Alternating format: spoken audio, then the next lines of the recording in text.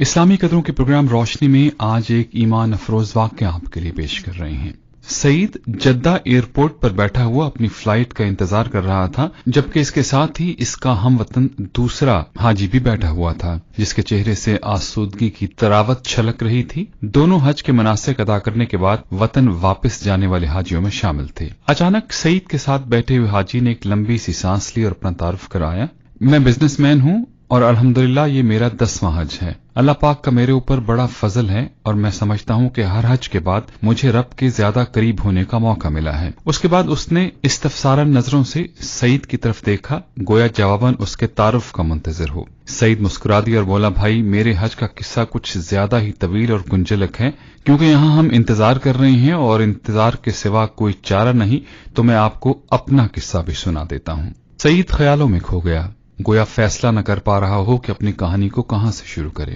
بولا، میرے بھائی میں ایک پرائیویٹ ہاسپٹل میں فزیو تھراپسٹ ہوں۔ میں نے کئی سال اپنی تنخواہ میں سے تھوڑی تھوڑی رقم کٹوا کر اس حج کی تیاری کی ہے۔ اس سال میرے حج کے اخراجات پورے ہو گئے تھے، جنہیں میں ہاسپٹل کے فائنانس ڈپارٹمنٹ سے لے کر نکلا ہی تھا کہ ایک خاتون کو دیکھا جس کا بیٹا ایکسیڈنٹ میں تقریباً معذور ہو گیا تھا، مگر پچھلے 6 ماہ میں میری انتھک محنت، پیار و شفقت اور اللہ کے کرم سے وہ تقریباً 50% ٹھیک ہو گیا تھا، جبکہ امید تھی کہ مزید 6 ماہ کے بعد وہ مکمل صحتیاب ہو جائے گا۔ اس خاتون نے مجھے سلام کیا اور بجھے ہوئے لہجے میں بتایا کہ وہ لوگ ہاسپٹل چھوڑ کر جا رہے ہیں، شاید پھر ہماری ملاقات نہ ہو، لہٰذا میں آپ کو ڈھونڈ رہی تھی، جس پر مجھے کافی اچنبھا ہوا۔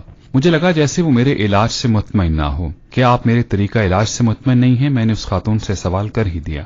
نہیں ڈاکٹر صاحب، ایسی بات نہیں ہے، آپ نے تو بچے کو ڈاکٹر کی بجائے باپ بن کر سنبھالا ہے، میرا تو رواں آپ کو دعائیں دیتا ہے۔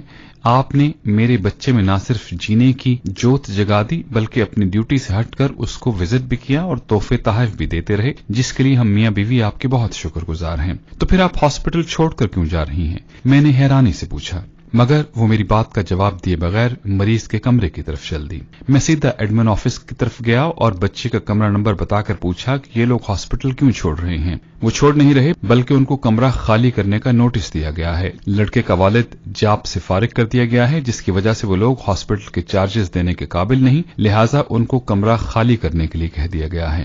میں وہاں سے مینیجر صاحب کے آفس میں گیا اور ان سے درخواست کی کہ بچے کو علاج جاری رکھنے کی اجازت دی جائے، مگر میری بات ابھی پوری ہوئی ہی نہیں تھی کہ مینیجر نے نہایت روکھائی سے کہا کہ سعید، یہ ایک پرائیویٹ ہاسپٹل ہے، کچھ چیریٹی ادارہ تو ہے نہیں، یہاں وہی علاج کرا سکتا ہے جو اخراجات کی سکت رکھتا ہو۔ مینیجر کے 2 ٹوک جواب کو سن کر جو ہی میں مڑا تو میرا دایاں ہاتھ میری جیب سے ٹکرایا، جس میں حج کے پیسے رکھے ہوئے تھے۔ دفتر سے نکل کر میں نے آسمان کی طرف دیکھا اور کہا، اے اللہ، تو اچھی طرح جانتا ہے کہ مجھے تیرے گھر آنے کا کس قدر شوق ہے، اور اب جبکہ میرا خواب ایک حقیقت بننے والا ہے تو اس بچے کی زندگی کا سوال کھڑا ہو گیا ہے۔ اے اللہ، میں مجبور ہوں، مگر تو بے نیاز ہے، میں حج پر نہ آ سکا تب بھی مجھے اپنے فضل سے محروم مت کرنا۔ میں وہاں سے سیدھا اکاؤنٹس آفس میں آیا اور اس بچے کے اگلے 6 ماہ کے اخراجات جمع کرا کے اس کے ڈسچارج آرڈرز کو کینسل کرا دیا۔ الحمدللہ میرا دل سکون سے بھر گیا تھا، مگر حج پر نہ جانے کی کسک اپنی جگہ تھی۔ تو پھر آپ نے جب اپنے حج کے اخراجات اس عورت کے بچے کو علاج کے لیے دے دیے تو آپ حج پر کیسے آ گئے؟ عبدالباری نے بے چینی سے سوال کیا۔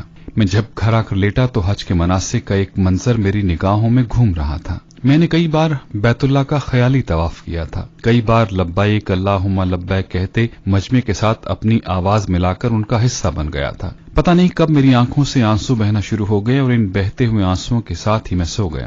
میں نے دیکھا کہ میں بیت اللہ کا طواف کر رہا ہوں اور لوگ مجھے میرا نام لے کر حج کی قبولیت کی بشارتیں دے رہے ہیں۔ اے سعید، اللہ نے تیرا حج قبول کر لیا، تو نے زمین سے پہلے آسمان پر حج کیا ہے، ہمارے حج کی قبولیت کے لیے بھی دعا کرنا۔ اسی کیفیت میں فون کی گھنٹی بجی جس نے مجھے جگا دیا۔ فون پر ہاسپٹل کا مینیجر تھا جو کہہ رہا تھا کہ اسپتال کا مالک حج پر جا رہا ہے، وہ اپنے خاص معالج کے بغیر کبھی نہیں جاتا، مگر اس دفعہ اس کے معالج کی بیوی شدید بیمار ہو گئی ہے، لہٰذا آپ کو ان کے ساتھ بھیجنے کا فیصلہ کیا گیا ہے، آپ اپنے ضروری کاغذات ہاسپٹل کے ایڈمن آفس میں پہنچا دیں۔ میں نے سب سے پہلے تو شکرانے کے نوافل ادا کیے، پھر کاغذات آفس والوں کے حوالے کیے۔ یوں اللہ پاک نے مجھے اپنے گھر بلانے کا انتظام کر دیا۔ حج کے بعد ہسپتال کے مالک نے مجھے میری خدمات کا معاوضہ دینا چاہا تو میرے آنسو نکل پڑے۔